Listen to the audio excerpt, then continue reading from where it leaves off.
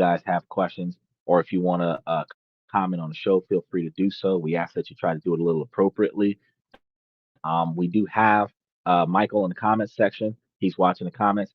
So if in the event that the comments start getting too out of hand, he will uh, give you the finger, literally, because he'll push a button and you might even experience either a timeout or completely blocked altogether. Now, beyond that, I want to give a special shout out to Danny Steffen and Steven and Mr. Pibbs for showing support on Twitter, Twitch, and YouTube. So we should be seeing those guys as they circulate into the comment section every now and again. Uh, and that's what we got for the morning announcement. So let's go ahead and dive straight into today's topic, and we're going to see what's going on with it. Now, understandably, you guys have to understand when most people hear DUI, they picture flashing lights, breathalyzers, field sobriety tests, and mistake uh, their situation for having one of too many drinks before driving. But this common understanding is dangerously incomplete. Just believing that you yourself is getting pulled over because you've had one too many to drink, and now you're being pulled over because you're not able to operate your vehicle, and you get uh, taken to jail for that. That is not how it goes down more often than not. The legal definition of driving under the influence is a minefield of hidden clauses and surprising interpretations that can have nothing to do with a moving car. These laws can feel like traps, and tens of thousands of people walk right into them every year, often while believing they were doing the right thing. Criminal defense attorneys regularly see cases where good people's lives are turned upside down, not because of recklessness, but because they simply didn't understand the treacherous legal ground they were on. This is not about causing fear, it is about providing information. So, when we talk about revealing the secrets hidden in the law books that the police and prosecutors use every day to get convictions, we start recognizing that this report that you guys are going to experience with me today will expose the overlooked DUI laws that can land a person in jail and cost them their job and saddle them with a criminal record, even when they thought they were being responsible. I'm going to throw in some other stuff that y'all wasn't even expecting. What follows uh could what other individuals could do to save someone from a mistake that they didn't even know they were making? I want to make sure that we cover that. Many believe a person can't get a DUI if the car isn't moving. They are wrong. And that one mistake could cost them everything. In the next couple hours in tonight's show, we'll be showing you how just sitting in a parked car with the engine off, trying to sleep it off, could lead to an arrest and financial ruin. Now, this analysis will dissect the most insidious legal traps police use. And the first one, the one that destroys more lives than any other, is a concept called actual physical control. Now, pay close attention is going to be crucial for you in tonight's show because understanding this could be the difference between waking up in one's own bed and waking up in a jail cell. Consider this scenario. It's one described in countless court cases, with defendants often expressing disbelief. A person is out for dinner or a celebration and has a few drinks. They are a responsible person, or so they would think. So they know they shouldn't drive. The thought of hurting someone is going to be terrifying to them. They make what feels like the single most responsible decision and they decide to wait it out. You would think that's a fantastic idea. Their car's in the parking lot, it's cold out, so they think I'll just get in, turn on the heat, and take a nap. The car is in park, it is not driving anywhere. I'm being safe. They get in, maybe put the key in the ignition to run the heater, lean in the back seat, and close their eyes. They believe they have done the right thing. Then comes the trap. On the window, they get a tap from the police officer, flashlight beaming, cutting through the darkness. And this police officer allows you to be the person that is confused and concerned, but you're not worried because you're not driving. Every time a police officer shows up, I am more than unsafe. Not gonna lie, because if I didn't call you, you're here to cause me trouble. The officer's gonna ask them if they've been drinking, and you tell the truth. Yeah, officer, that's why I'm sleeping here. I was waiting until I'm sober. So they say it with a bit of pride, expecting a nod of approval from the police officer, and that's not what they get. Instead, they hear, "Sir, please step out of the vehicle." And before you know it, they're doing field sobriety tests in the dark in a secluded parking lot. They're nervous and tired, and they hear the words that will echo in their head for years. You're driving under, or you're under arrest for driving under the influence, right? That possible. Uh, they weren't driving. The engine might not have been even running. The answer lies in three words: actual physical control. Now, in a huge number of states such as Florida, Colorado, and others, and here in Florida, this is one of the worst things that you can do is to go outside because you come on vacation and leave on probation. But here in Florida, Colorado, and other places, the prosecution doesn't need to prove that the person was driving. They only need to prove that there was in actual physical control of the vehicle while impaired. So having control of the vehicle while impaired means that you can control whether or not it's on, you can control whether or not it moves, you have actual control over the vehicle. Doesn't mean that you were intending on leaving the location. However, if anything could happen because you have control over the car while you are recognizably impaired, that impairment allows you to get that DUI. So the car you could with control take the car out of park and it roll backwards, or take the car out of park and it roll forward, or you might not want to stay there anymore, and then you start driving, and because you have that control. The legal theory is that if a person has the imminent ability to put the car in motion, they just as much of a danger as someone already on the highway. So think about manual shift vehicles, because with automatic cars, if you don't have the key in the ignition and you can't put the car in gear, well, you can't start the car, you can't put the car in gear, you can't take the car out of park and go anywhere until you put the key in the ignition, right? But folks like myself who enjoy old school manual shift cars, because you could accidentally nudge the emergency brake and potentially cause this car to start moving, because according to the law, you have an imminent ability to put the car in motion. You could accidentally bump the emergency brake in the car, which releases the brake, which allows the car to start rolling backwards or forward. You could, in a manual shift car, not even have the keys in the car, But because you can move the car, you could potentially still get a DUI.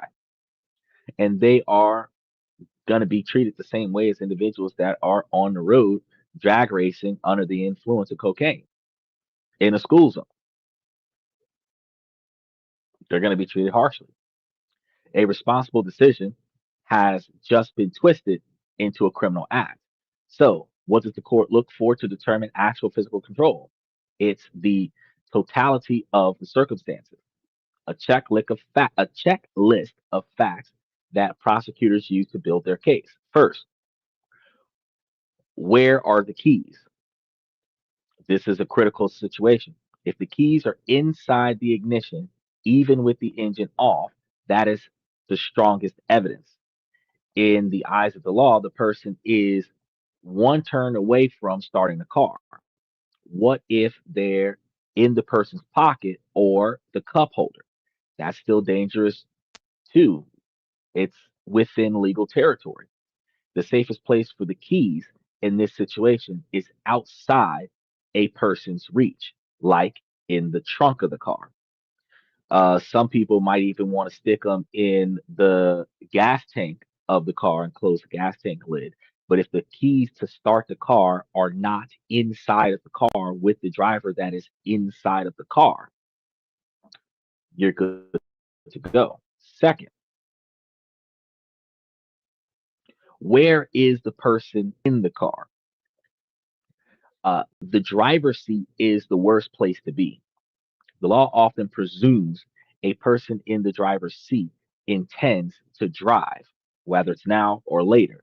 So if they are in the passenger seat, or even better, if they're in the passenger seat or in the back seat, it builds a much stronger argument that there was no intention of operating the vehicle. It shows a conscious choice to separate from the act of driving, right? Now, third, was the engine running? To law enforcement, a running engine, even for heat or AC, means the vehicle is operational and could be put in gear at any second. So, to prosecutors, the sound of a running engine is the sound of a DUI waiting to happen. Um, we can't really give you any advice about how to offset that in hot weather besides roll down the windows and then lock your keys in the trunk. However, if you were able to, in a colder climate, especially since we're coming up on wintertime, you could put blankets in the car. And if you're going places and getting drunk in public, you can just take one of the blankets out of the car and wrap yourself up in the blanket and leave your keys in the trunk and not have to worry about that DUI spot. Now, one of the things I want to point out though is if in the event that you have an electric trunk, that you don't kill the battery on your car because you won't be able to get your keys out of the trunk. Special shout out to Dwayne. He said, on a standard, I was taught to leave it in gear while parked. This was to prevent the vehicle from rolling if moved or brakes disengaged. Well, you would think that, but you also have seen, I don't know if you've experienced this yourself personally, but you've seen it in the movies, and I know that I've experienced it personally, that with enough force, somebody can um, hit that that gear shift, and knock it out of gear. Most of the people, like myself, will put it in first gear, um, and then turn the steering wheel, a certain direction so that the car is like up against the curve and stuff to that effect. In certain parking lots, you don't have a leverage to turn the wheel towards the curb and then lock it in first gear. It's just straight. And no matter which direction you turn the wheel, that's the direction the car will roll if something happens where it is knocked out of gear. And if it's not knocked out of gear, it's in neutral and the car will roll. It doesn't take much to jam it out of gear. Really, when you think about it, when you're thinking about the average person that is old enough to drink is over 120 pounds, and 120 pounds worth of any kind of force that is falling in the front seat or falling in the back seat, or those honeymoon flings where they're making out in the car and somebody's knee hits the shifter and the car starts rolling. Back in the day, cars used to roll off the cliffs for situations like that. So while that is a idea for a standard shift car, and I used to do it myself, is to lock the car in gear and then pull the emergency brake, and that keeps the car from rolling because the transmission will prevent the car from rolling. You can still um, when we start thinking about falling on that shifter, because manual shift cars typically has the emergency brake near the shifter. If you can fall on the shifter and knock the emergency brake down, you can fall on the shifter and knock the car out of gear, and the car would be able to free roll. So the whether or not you would is not the argument in the DUI case. It's whether or not you could, whether or not that's possible. And as long as it is possible for you to put the car in a moving state, then you qualify for a DUI. So, me myself, don't get hammered and get into a stick shift. If you're gonna do this out, it needs to be a fully automatic vehicle where without electricity, it is not moving. And then for SUV users, there's no trunk. So for SUV users, you can't just throw it in the back seat. For SUV users, you would have to put it outside the vehicle underneath the car tire or something to that effect, where you're inside and the car's outside. Some people would leave it in the key in the door of the car and be inside the car with the keys outside of the car. I don't know how well that is for safety, but because the keys are outside of the car and you're inside of the car, you have less to be argued against in that particular situation. The next question is, where's the vehicle? Is it legally parked in a lot, or is it stopped on the shoulder of the road? Because a car on the side of a highway is viewed as an immediate threat, with the law often assuming the driver pulled over because they were too impaired to continue. Now, ironically, because I have pulled over quite a few times from working an overnight shift, and because I was too tired to continue to pay attention to the road, I pulled over for a 5 or 10 minute nap before I got back on the road and continued going. And I would be in the driver's seat, engine running, keys on, but I'm sober. They would come and tap on the glass a lot of the times, and I would roll down the window, still in uniform, and let them know I just got off from work. I started getting a little bit dizzy. I pulled over to rest my eyes for a little bit, got my sunroof open and stuff. Give me a couple minutes, and I'll be able to take off and get back to the house, not that far away from home. It is better for me to stop moving my vehicle than it is for me to crash my vehicle. So usually they would allow me to do that and keep on going without getting any kind of a ticket. Some would insist that I take off pretty soon, and then I would just go ahead and take off. But I did get 5 minutes before they realized I was on the side of the road in a seemingly distressed situation before they pulled up and tapped on my glass in the first place. So I've got the energy now to take myself off of the highway. But courts will even look at uh, all of these things and whether the headlights or the radio were on in the car. So if the car was able to be activated. So if you're sitting there with the hazards on, or if you're in there jamming to the radio, if you've got one of those radios that's not connected to the ignition switch, and you can rock out to the music while you're in the car trying to sober up some, they can imply, because most cars don't do that, they can imply that the car was still able to be accessed for engagement. Each small fact is used to paint a picture of intent. So to an impaired person, turning on the heat is about staying warm. To the prosecutor, it's evidence that they were actively using the vehicle systems, putting them one step closer to driving the car. So if you're going to be jamming out to music in a car while you're trying to sober up, you better be using your cell phone, not your car. Now, the penalties for an actual physical control DUI are not a slap on the wrist. In the vast majority of states, the penalties are virtually identical to a traditional moving vehicle DUI. This means facing mandatory jail time, thousands of dollars in fines, and an immediate driver's license suspension. And in many states, the drivers will be forced to install an ignition interlock device on their vehicles, a rolling momentum to the conviction that they have to pay for a blow into every single time they were to start the car. And it is a life that can change in an instant. It's crazy because you are guilty upon arrest until proven innocent. And the only thing that will prove you innocent is a breathalyzer and a blood test, where their breathalyzer would have to be inaccurate. You have a second breathalyzer that proves that you were sober, and then you have the blood test. Now, the reason why the blood test is because a lot of people believe that DUIs is only about being stopped up on alcohol. But these days, under the influence of a narcotic is going to be similar to a DUI and DWIs, right?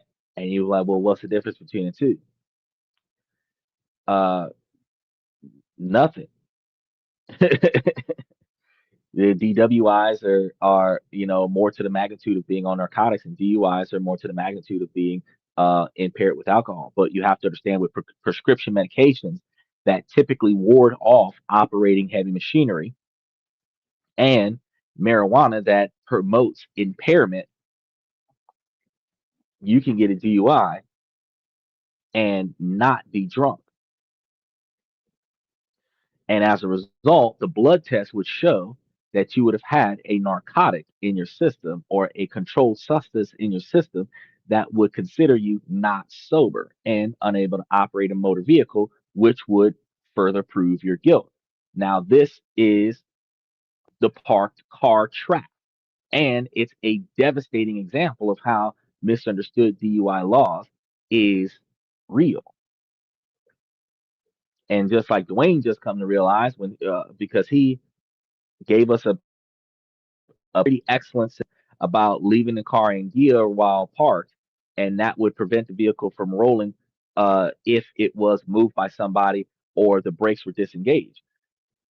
But the fact that you could disengage the brake, and the fact that you could take the car out of gear, the fact that you can move a manual shift car without the keys is the evidence that a prosecutor needs to prove that you have the capabilities of relocating the vehicle while intoxicated, of operating the vehicle. And you have to understand the broader spectrum of operating a vehicle. If you've got one of those like 5 or 10 inch TVs in your car and you want to watch a movie while you're sobering up, the fact that you're able to play a movie in the car shows that you're able to operate the vehicle.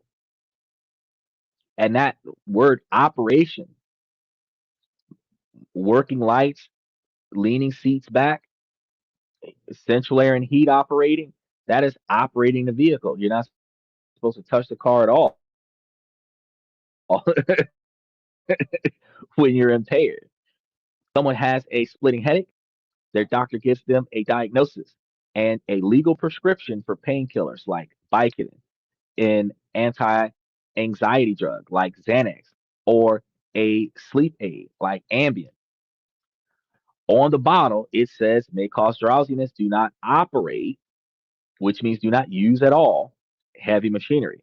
That doesn't mean just don't drive. That means don't touch nothing on, near, or around heavy machinery. And a car is typically heavy machinery. They take their prescribed doses just as doctors instructed. They feel a little fuzzy, but are functional. They are certainly not drunk, and they have a valid prescription. They believe they're legal, so they get in a car. That's when flashing lights appear. An officer pulls the car over for weaving slightly in its lane. The driver is not drunk, so they're not worried. The officer asks if they've been drinking. They say no with confidence. He then asks if you've taken any medication. The answer, honestly, is painkillers an hour ago. Me myself, I would have to say no to that. And some might have the bottle with them in the car.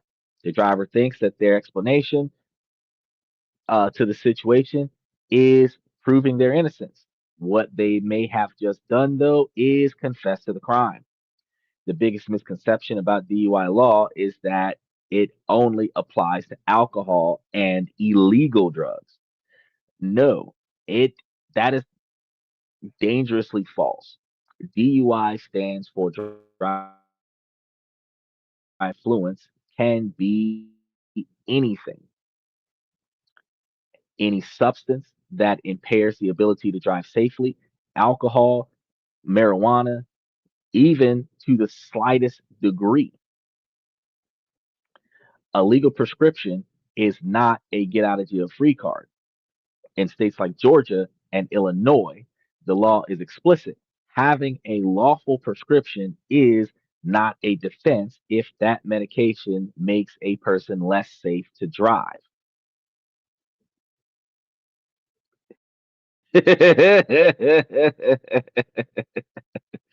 Oh man, Michael said, "Get on the ground, show your hands." He's got a bottle. That is not how that goes. They see that bottle and say, "He's got a gun," and then they shoot him 5 times. Stop resisting while they're hitting him with the taser. He's already handcuffed, and they're standing on his neck, hitting him with the taser. That's how it goes down.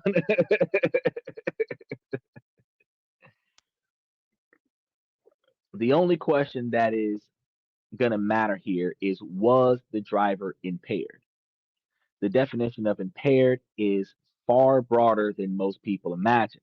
In states like Arizona, the standard is impaired to the slightest, and this means if the substance has affected a person's mental or physical abilities in any measurable way, they can be prosecuted.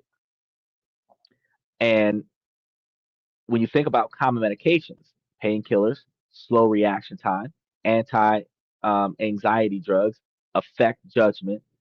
Allergy medications like Benadryl can cause serious drowsiness. Even medical marijuana, which legal to consume in many states, does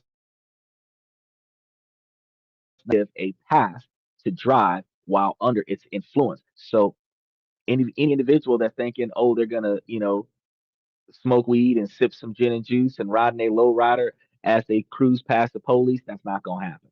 They're not going to get that far.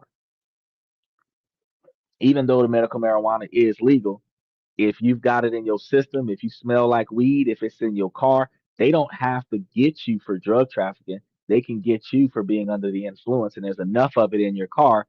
And if you got tested, you're not going to pass that drug. They don't need to prove that you smoked some before you got in the car because you wouldn't pass a drug test before or when you got out of the car. If you won't pass a drug test when you got out of the car, they can easily imply that you were impaired when you got in the car. That's a crazy eight scenario. Um, Likewise, though, I really want to sidestep. I'm going to talk about this a little bit later, but concealed carry laws require you to be more sober when you're handling a firearm than what you're required to be when you're operating a motor vehicle. So think about that for a moment. When you're marinating on the idea of operating a motor vehicle. So, how do police prove impairment by a prescription drug? Many jurisdictions have specialists called drug recognition experts, or DREs, who are trained to identify impairment from different categories of drugs. If an officer suspects a driver on something other than alcohol, they can call in a DRE for an intense 12-step evaluation. They'll check the driver's pulse and blood pressure, examine their pupils, and put them through a battery of complex divided attention tests. The process ends with a request for a blood test or a urine sample. A person can take a legal drug as prescribed and find themselves the subject of a forensics investigation on the side of the road. The consequences are just as severe as any other DUI. He said, hell yeah, drunk pills. Some people do it though. They'll pop a couple mollies, get behind the wheel of the car, and go for a spin. You got some people who will shoot up and go for a spin around a ride around the block. You have individuals that don't want to leave their car at the location that they're in, but they're not coherent to operate the vehicle, but they're going to drive anyway. I think that's ridiculous. Like I says, don't drink and drive. The cost alone is about $10,000 plus alcohol classes, 3 times a week, 3-hour classes. Yeah, blow test in the car. Don't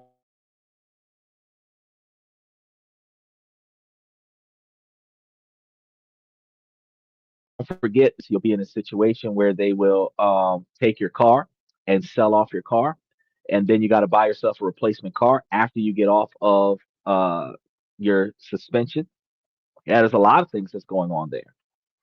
You might be required to get an SR22 for your car insurance or a DD44 for car insurance, and those insurances makes you liable for every vehicle you're in.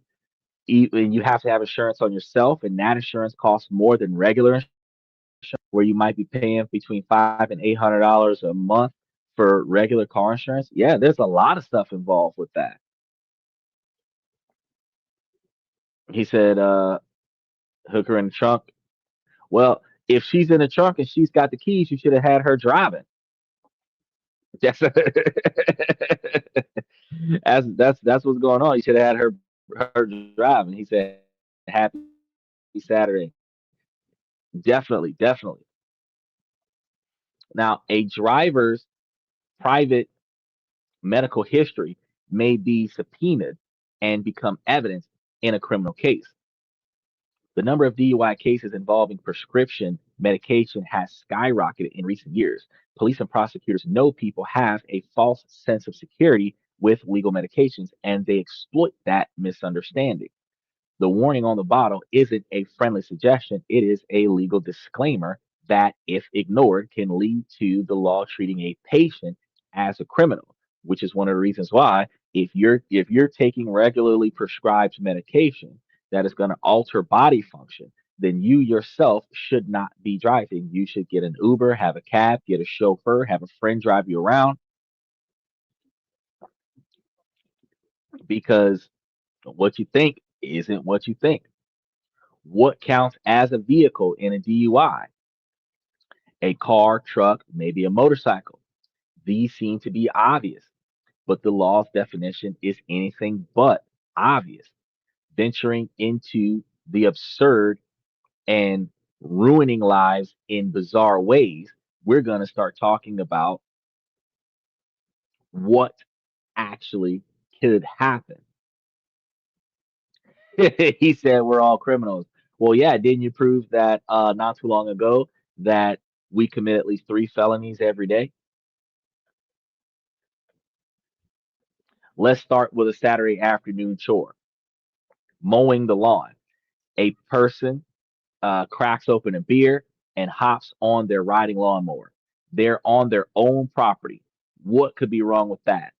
The trouble starts if they drive the mower onto a public sidewalk or the shoulder of the road.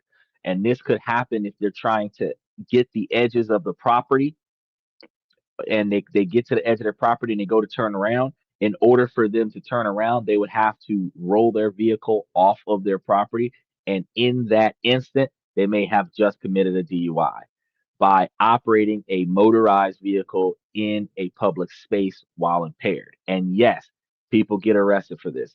It happens all the time. A man in Florida was arrested for DUI after crashing his lawnmower into a police car. In other cases, a man was arrested for driving his lawnmower down a public road, telling officers it was his main transport. It might sound funny, but the legal consequences, thousands of dollars in fines, and a suspended driver's license are no joke. The absurdity doesn't stop there. The list of unconventional vehicles that have led to DUI charges is long and almost unbelievable. Golf carts on community roads that are considered public, that's a DUI. And the penalties are the same as one in a sports car. Hopping on an electric scooter after a few drinks, that's a DUI. They're not limiting DUIs to only gas powered vehicles. An electric vehicle is still a motorized, it's an electric motor, but it's still a motorized vehicle. You can still get a DUI for that. Michael says it was a slow speed chase. His lawnmower was impounded. And because of outrageous behavior like that, now they've incorporated it into the law that riding lawnmowers, you can get that you can get that charge from. Now, it gets worse. It gets worse. A man was charged with DUI while operating a Zamboni, one of those big machines that's in the skating rink. Another was convicted for driving his motorized Lazy Boy recliner while drunk. So he was in a chair that was a motorized, bro, and that he had to build that because they don't make Lazy Boys that move. They recline, but they don't have wheels on them and drive down the street.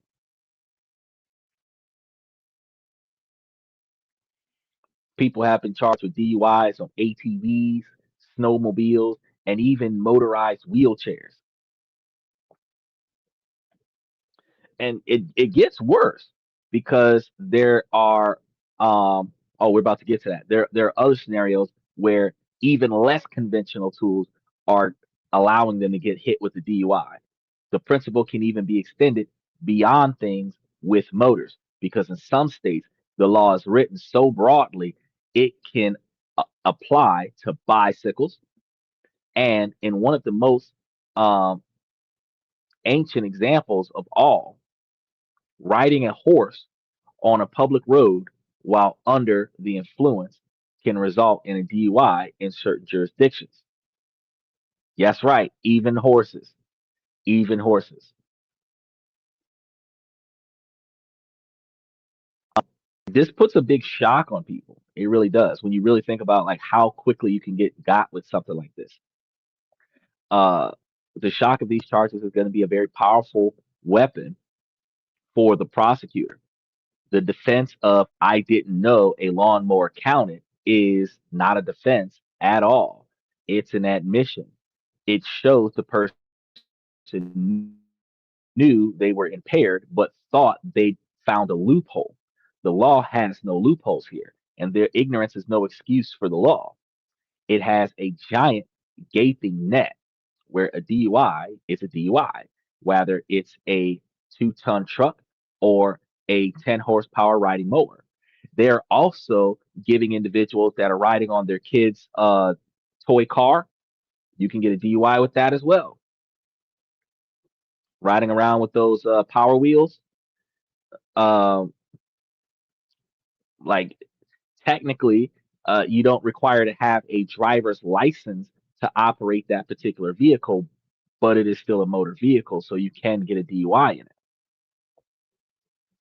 And drivers' car licenses will be suspended in these situations, and the conviction will go on their criminal record because so not only is it a driving infraction, it is an actual criminal felony, and they will face some fines and potential jail time. And this will negatively impact their capabilities to get approved for certain things. Insurances might not take them. They might not be accepted into certain housing developments with HOAs and stuff like that because a felony is a felony. If you're denied residency because they deny all felons and you just got a DUI, you might have to move. There's a lot of things going on there. Public intoxication. Look, public intoxication has always been a thing, but it hasn't been widely enforced. because anybody who walks outside of a restaurant or a nightclub after having two or three drinks is technically publicly intoxicated. They typically only get the belligerent publicly intoxicated people and take them to jail because they're overly intoxicated.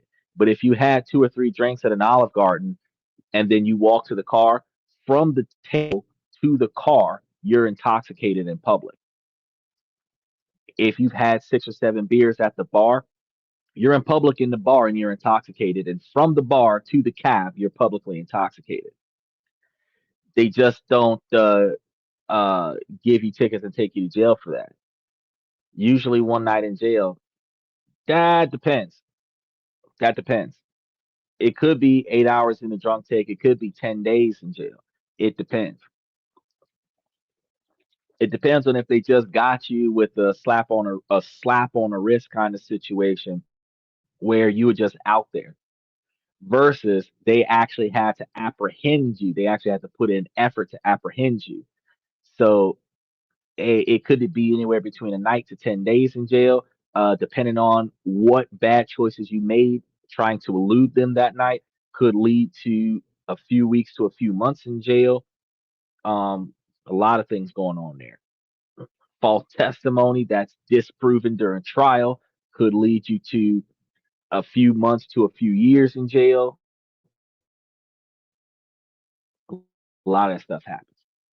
Some of the worst DUI penalties happen completely outside of the courtroom. These are the punishments that people agree to without even knowing it.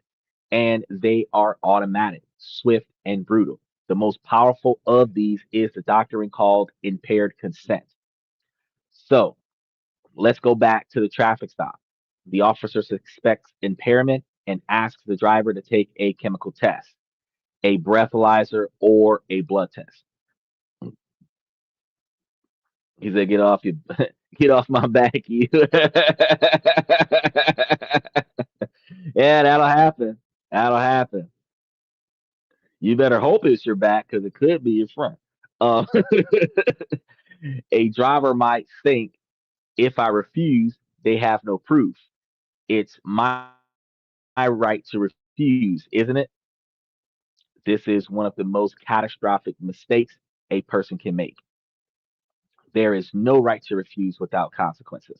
The moment a person accepts a driver's license, they make a deal with the state called implied consent. This means they have already consented to a chemical test if they are lawfully arrested for DUI. And if they are asked to blow, you blow. You voluntarily do the field sobriety test. You don't resist that. Lawyers tell you refuse, go to jail, sleep it off. You can beat the case. And true, you can beat the case in some situations where 6 months to a year from now, you uh, get the charges dropped, or a situation happens where there's a no contest plea where no further actions or consequences are befallen upon you. But that's after you've already done the 12-month mandatory suspension, the breathalyzer mandatorily put into the car, the all of the you've experienced all the consequences. So by the time you finish the 12-month trial or the 15-month trial, you could get off with time served because they couldn't prove that you were intoxicated. Is that I think the only time they would take blood if a death was involved, I think. No, they would take blood if it's not alcohol because you do a blood alcohol test to prove that there is a chemical substance that is impairing you. You do a breathalyzer because the ethanol in your system can be perceived from your lungs when you blow into the breathalyzer test. But you just because you blow zeros on a breathalyzer test does not mean you're impaired.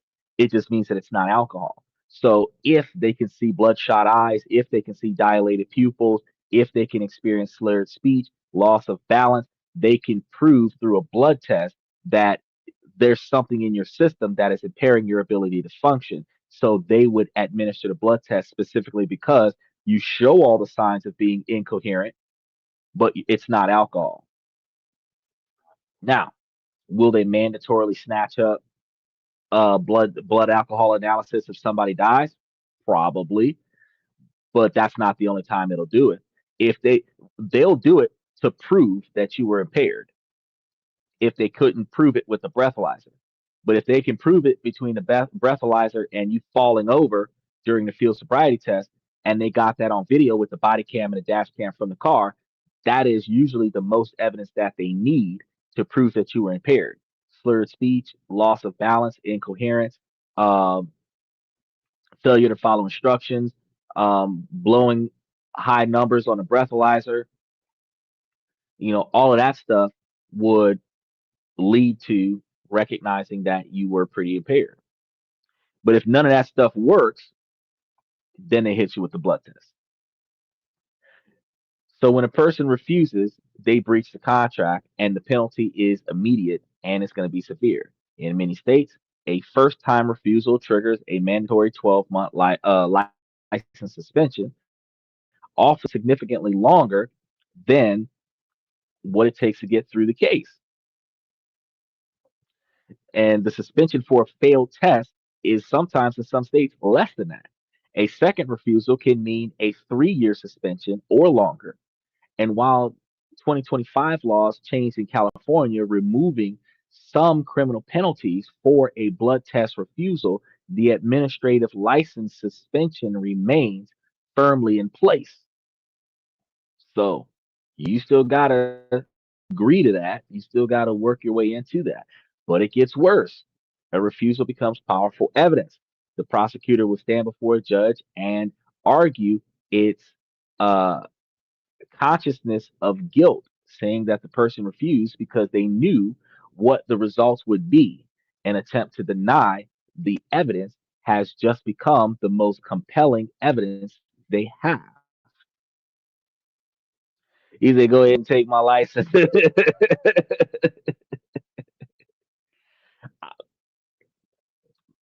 It's once you get brought up in these situations, it is a tough situation to get yourself out of. And beyond implied consent lies ignition, interlock devices, or IIDs. Small breathalyzer hardwired into the car's ignition, damaging the car's condition in a lot of situations. Before the car can start, the driver must blow into this device. And if it detects alcohol, the car won't start. It'll also trigger um, the department and notify them of how many times that you blew too high to drive. And you got to wonder what the calibrations are with that. It even requires rolling retests while driving. And what happens is that during the time that you're driving the car might shut down and require you to retest in order to keep going. And if you fail the second test during the roll, the car will stop and then you won't be able to drive the car again. Once reserved for repeat offenders, the IIDs are now becoming standard for first time offenses in many states. For example, Oklahoma's Impaired Driver Accountability Program can require an IID even after just an arrest for DUI or actual physical control. So just because you were sleeping it off in the car with the keys in ignition because it was cold outside. Now you've got this breathalyzer in your car to start your car for the next 12 to 18 months. Where's that new car we bought? Shit. We're sticking that device in an old car. Can you imagine if they made you put that in each car that you own? Because you're putting that in your car at your expense. They're not giving you one for free. You have to buy the device and pay for the maintenance. So in that situation, it's like, well, I'm dropping the registration on every car I'm not putting that device in, taking the insurance off of every car that I'm not putting that device in, because the drivers bear the entire cost installation, monthly monitoring fees, and the cost for removal. Over a year, this can easily cost over thousands of dollars just to drive one's own car.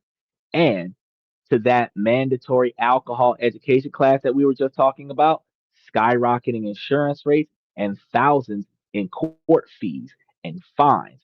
And the total financial cost of first time DUIs can easily exceed $10,000 or even far above $20,000.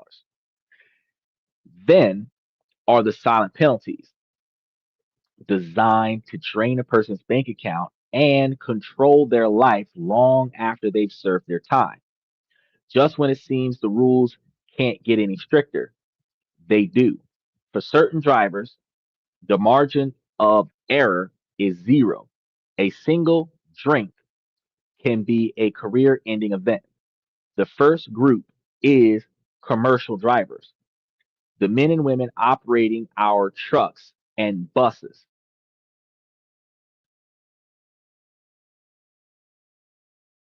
Lives by a different set of rules. While the standard BAC, which is blood alcohol content limit, is 0.08% for CDL holders operating commercial vehicles, the federal limit is just 0.04%, which is about the same as um, concealed carry permits. And 0.08% is typically half a beer, not not two beers, not four beers. It's typically half a beer. Is oh he's like, don't do it, don't do it. That CDL license is very, very valuable. It is very valuable. It is heightened responsibility, and that heightened responsibility requires you to perform in a more appropriate level. It better be all zeros all the time. Because if it's 0.04, you're still getting a DUI. You can't even walk away with if it's not 0.00004, you're dealing with some trouble. A DUI for a CDL holder is a professional death sentence. A first conviction typically results in a 1 year disqualification of their CDL license. A second conviction often means a lifetime ban. The career is over. Recognizing the responsibility of driving for a living, California extended this strict 0.04% blood alcohol content limit to on duty rideshare drivers as well. So anybody who is driving for Uber or Lyft or um, Postmates or Uber Eats or Instacart or Walmart Plus.com, the Walmart Spark program, anybody who's driving for a living, the 0.04% is included in on duty rideshare drivers. He said 80,000 pounds rolling metal. It don't have to be 80,000 pounds rolling metal. It could be 2,500 pounds. It could be a stripped down Honda Civic with a bunch of pieces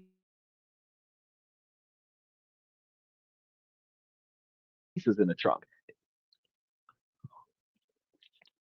So you're not able to ride around with jet fuel in the car if you're doing it for a living. Jet fuel, that's a cup of coffee with a shot of fireball in it. Now, the next special class is drivers under the age of 21. For them, every state has a zero tolerance law. So this means it is illegal to drive with any detectable amount of alcohol in their system. So the legal limit isn't 0.08% for them. It is often 0.02% or 0.01%, a level so low it can be triggered by a fraction of a drink. It could be triggered by having too much of that Haagen Dazs ice cream, the rum raisin. It could because that has real rum in it. It has 5% alcohol in it. So if you eat too many of those, you could find yourself getting a DUI.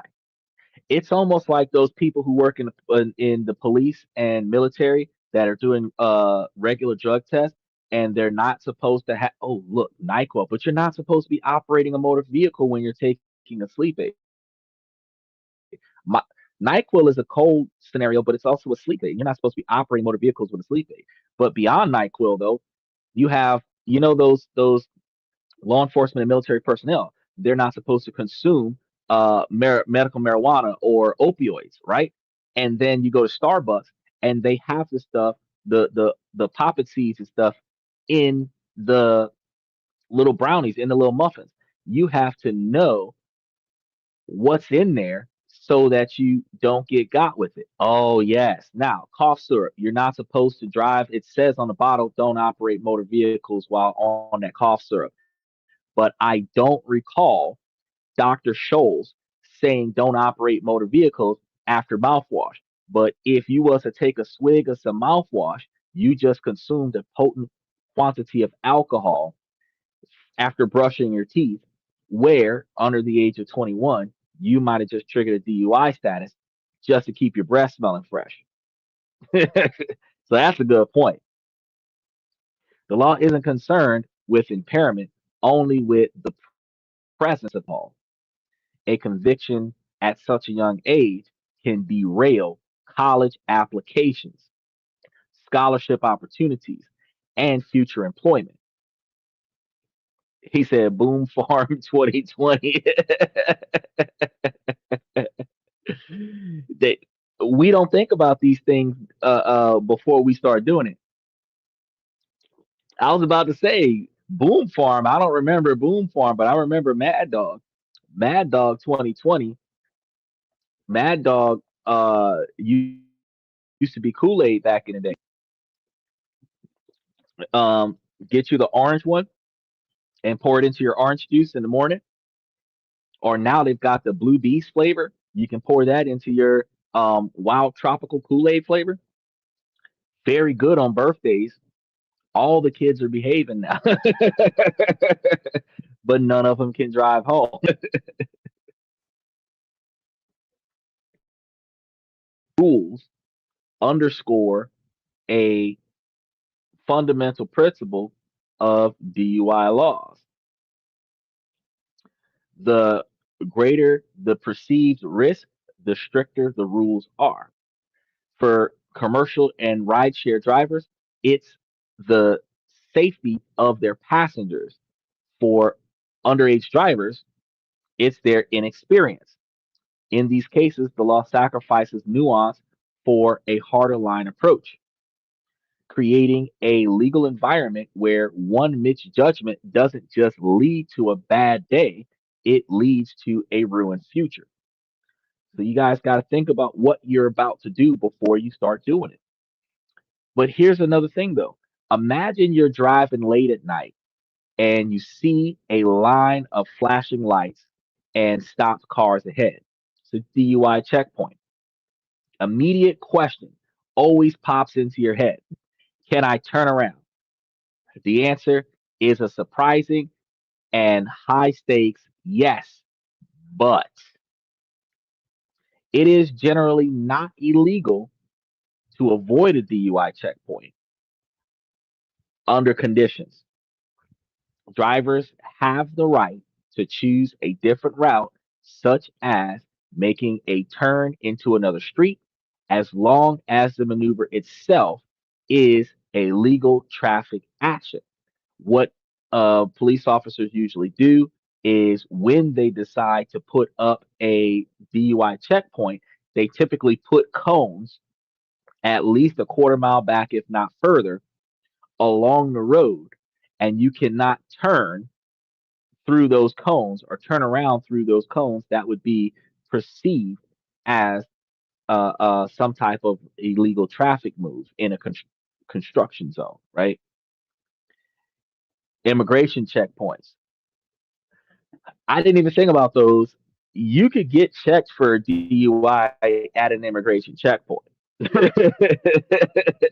They can test your ability to drive at an immigration checkpoint. Turn left through the front yard. No, that'll get you pulled over. You cannot, under any circumstances, commit a violation of any kind to avoid a DUI. So making an illegal left turn, driving against oncoming traffic, going against a one way, whatever, driving on the sidewalk, none of that stuff. A sudden illegal U turn or an erratic lane change without a signal doesn't just look suspicious, it gives an officer reasonable suspicion to pull you over. So while you left the DUI checkpoint, they can still pull you over down the street because of how you got out of that. This is the trap. Police often position themselves to observe drivers who try to avoid a checkpoint. Any sloppy or illegal maneuvers hands the police the exact legal justification that they need to initiate a stop and investigate for DUI. What you thought was a clever detour becomes probable cause. In modern era, yeah, but if you run, now they're going to chase you. And if they have to chase you, now you get a flight charge. So you went from one night in a drunk tank to 6 months in jail for fleeing the police. In the modern era, technology has added a new layer to the game. Navigation apps like Waze and Google Maps allows users to report police activity in real time. And while these apps do not have a dedicated DUI checkpoint alert, a cluster of police ahead reports can signal a checkpoint or a traffic uh, uh, backup that is caused by the DUI checkpoint. This allows the driver to reroute long before they're visually in range of the DUI checkpoint. However, relying on these apps is not a foolproof strategy.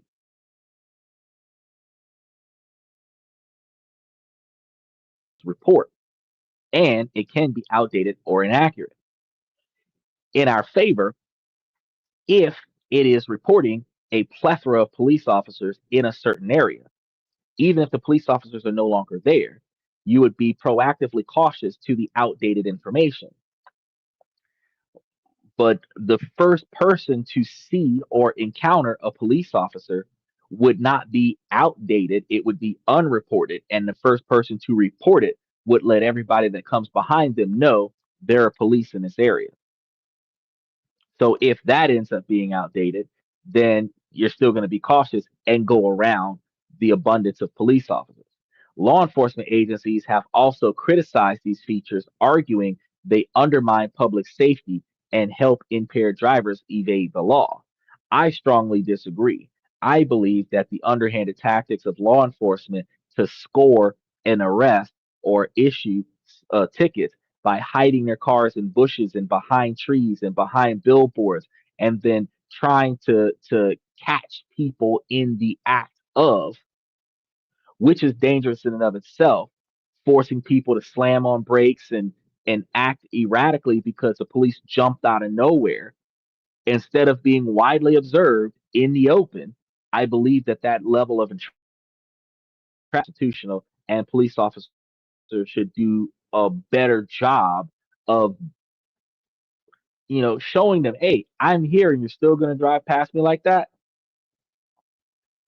But they're going to say, well, it endangers, it prevents them from doing their jobs. No, your job is to seek and apprehend. So you should have been in the path of driving, and out of the cluster of cars that was there, somebody drove past you impaired.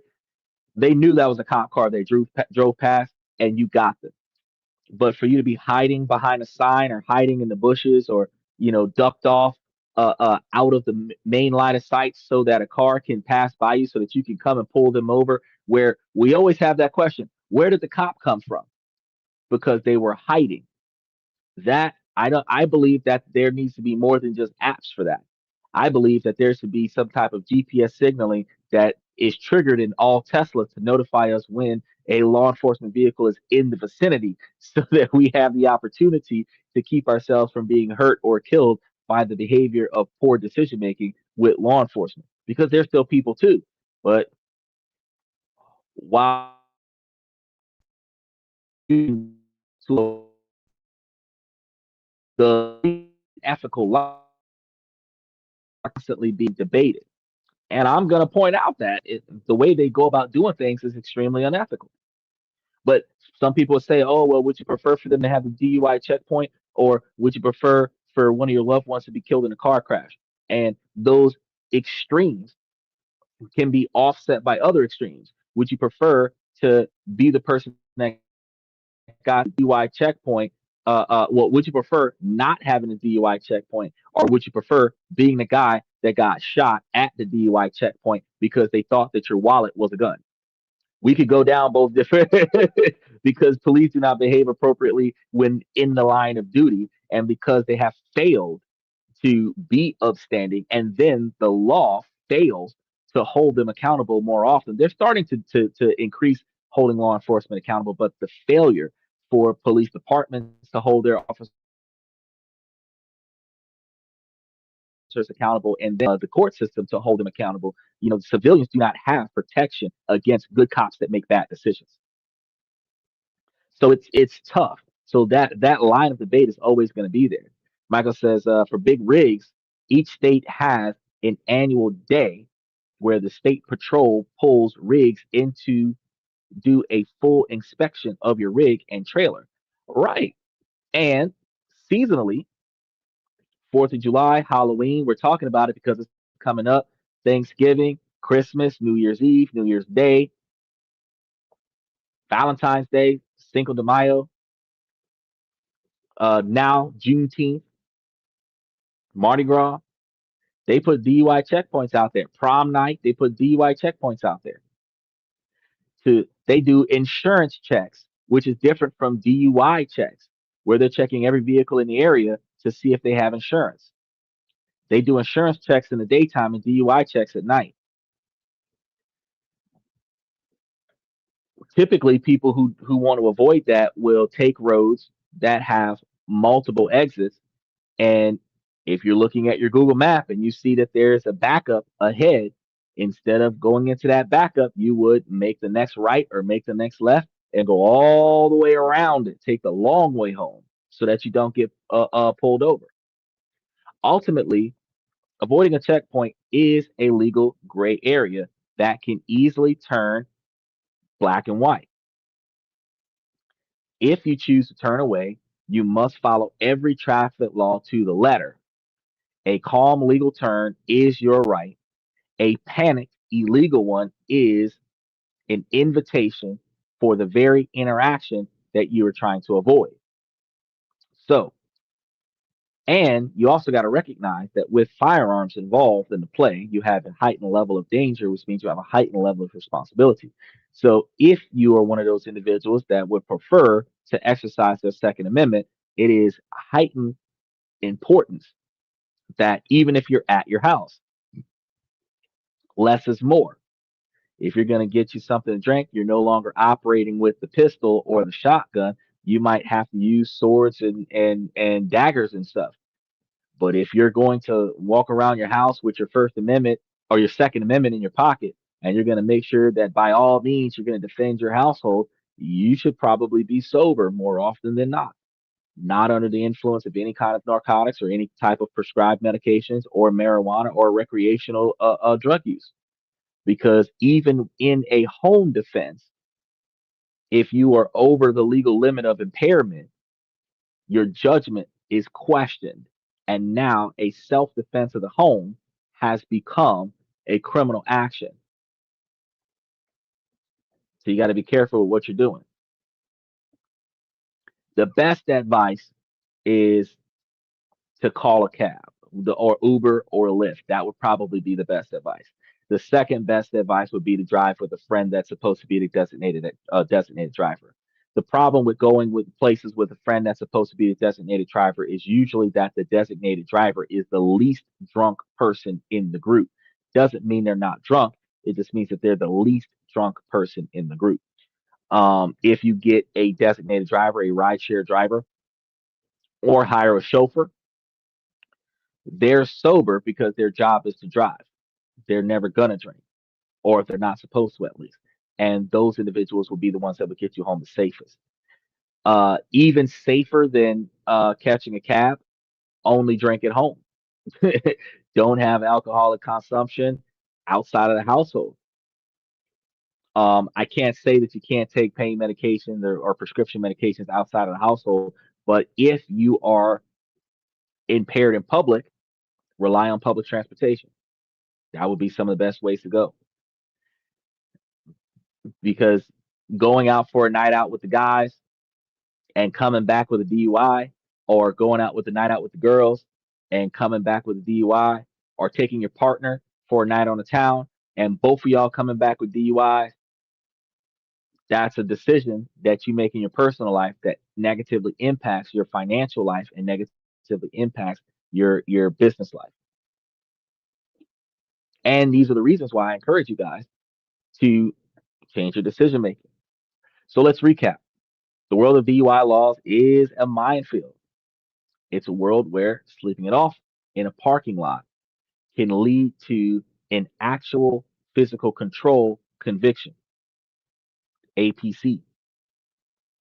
It's a world where legally prescribed medications can lead to an arrest, the same as legally being in possession of medicinal marijuana or even recreational marijuana and not getting caught with trafficking and catching a Schedule 1, instead just getting caught with a DUI that's just as bad. It's a world where a riding lawnmower after a few beers can cost you your driver's license, and refusing a breath test can lead to even harsher penalties than failing the test. The purpose of this report is not to instill fear at arming you guys with the knowledge.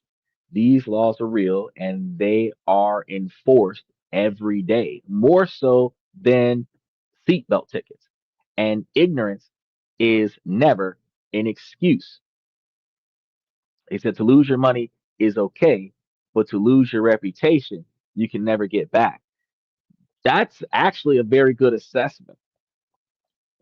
I wish that a lot of people in this country would take that advice and utilize that to hold themselves to a higher level of accountability.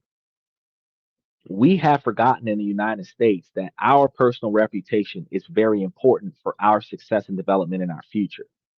We believe that freedom of expression allows us to degrade and devalue ourselves and degrade and devalue anyone who shames us for degrading and devaluing ourselves so that we can be as free as we want to be.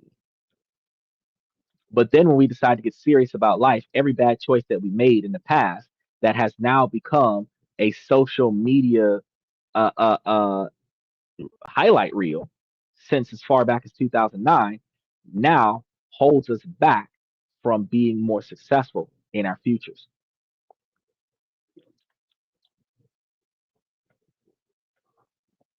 Understanding these traps is the first most crucial step in protecting one's freedom and one's future. The system is designed to catch people.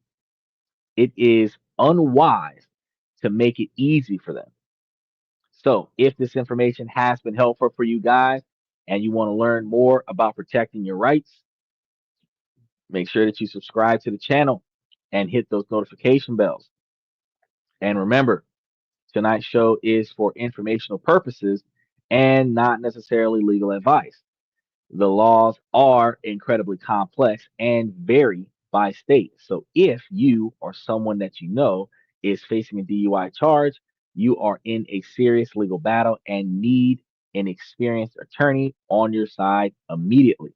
Many firms offer a free consultation and it's going to be confidential so that they can discuss the facts of your case. Um, You don't want to wait for that. As soon as the situation goes down, you want to take immediate action because your future could depend on it. However, I told you guys before that one of the biggest things that we need to do first and foremost is to accept the consequences of our actions before we perform the action. If we know that what we're about to do is wrong, then we're going to proactively put forth the effort to not get that type of consequence. We're going to proactively make the changes in our operations so that that consequence does not occur. For example, you know the cost, you know the jail time, you know the suspension loss, you know all of the problems with getting a DUI.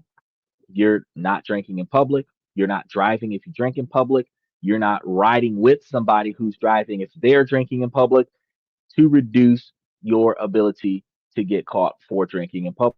If you're taking prescription medication, you are forfeiting voluntarily your turn to operate the vehicle. So if your girlfriend or your boyfriend, your husband or your wife isn't taking medication right now, you're feeling sick, you're taking medication, or you were prescribed something, y'all got to go somewhere, you give the keys to your spouse who is clearly sober and have them drive. But if you, for whatever reason, are being prescribed medication that you have to take 3 times a day, every day, even if you're good most days out of the week, you should never drive again until the doctor tells you you no longer have to take that medication. Otherwise, they're going to give you a DUI, they're going to take your license and potentially take your car. Because after the second or third time that you get a DUI, they auction off your car or they force you to sell your car so that you don't have a vehicle to drive in, which would require you then, once you get off of the scenario, to go back and buy you another car. Now, if you short sold your car because of this criminal case, you're not going to be able to buy another vehicle at the same condition and same value as the car that you sold off. So whatever you're getting is either in worse condition or cost you more money. The goal is to prevent you from performing the same action multiple times. The same way they took everybody's car in California, that 150 cars that was picked up in that Walmart parking lot, and they brought everybody's car to a car crusher. Unless you are part of the Fast and the Furious squad and you've got 100 sports cars in your backyard, the car that they took from you, probably your daily driver. They just crushed it. You don't have a car anymore. You're going to be walking for a few months until you get enough money to get you another car. If that car was financed and it just got totaled out, your insurance might pay for it if the insurance didn't drop you. But once the car got totaled out, gap insurance, if you had it, might cover the cost of the car. But now you got to go refinance another car, which means that you're going to have to put money down on another car because you don't have a trade in. So if you had a Hellcat that costs like $60,000 and they just crushed your $60,000 car, it's going to cost you $60,000 on your gap insurance to pay off the car, and then you got to put another $10,000 or $15,000 down on another car. Yeah, and your insurance is high as fuck because of your DUI. And then if you're going to try to get yourself a sports car, your insurance is going to be even higher if they even insure you. And the fact is that because of the price of the car insurance being almost $1,000 a month, and the price of the car being almost $800 a month, you might choose to get a cheaper car. So now your Hellcat is gone, and now you're rolling around in a Miata or a Nissan Altima or a Nissan Maxima, an economy car, a Nissan Versa. You'll be riding around in something that ain't going fast at all because you can't afford nothing else. So take this information under consideration as you start making choices going forward. I want to start off by saying, ladies, as long as the situation doesn't make sense, I'm going to keep asking you ladies to make it make sense. So, ladies, please make it make sense. Fellas, I give you all this information to help y'all become higher value men so that you are not making bad mistakes that cost you money. And ladies, this information is not exclusive to the men. If you can utilize this information, take it, use it for yourselves, make better decisions.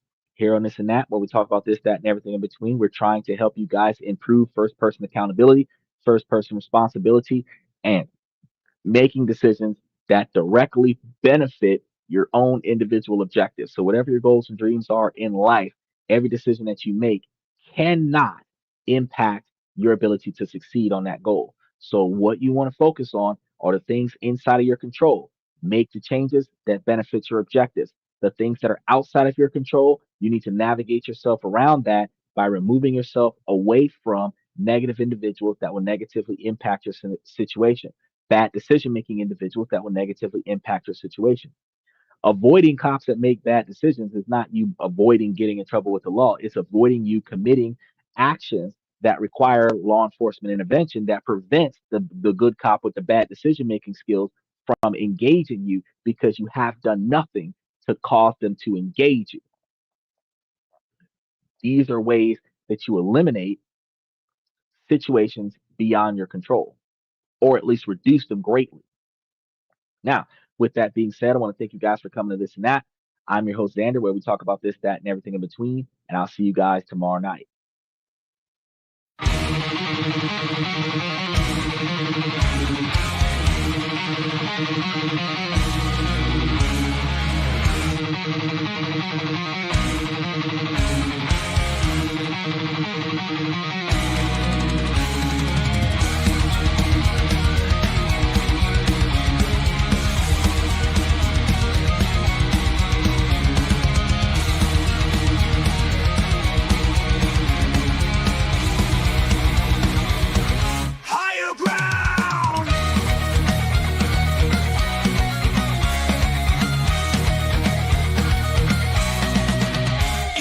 Chase validation, now I validate myself.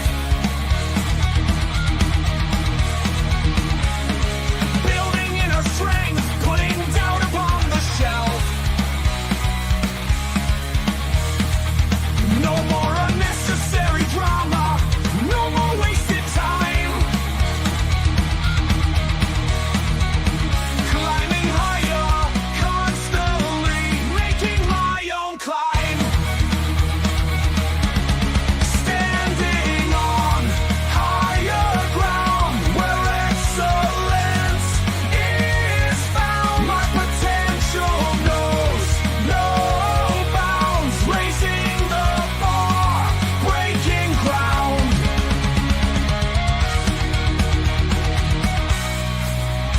My network is my net worth.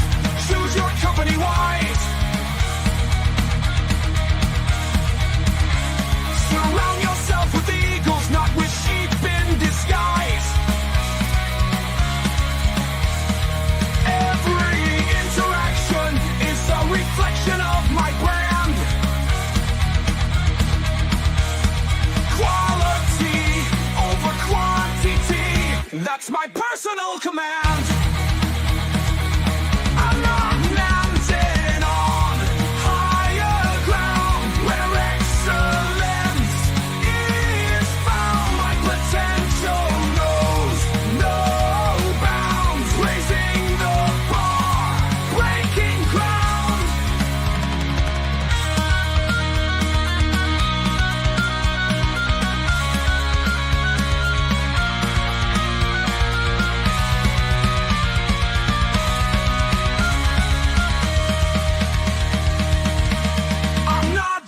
We'll be right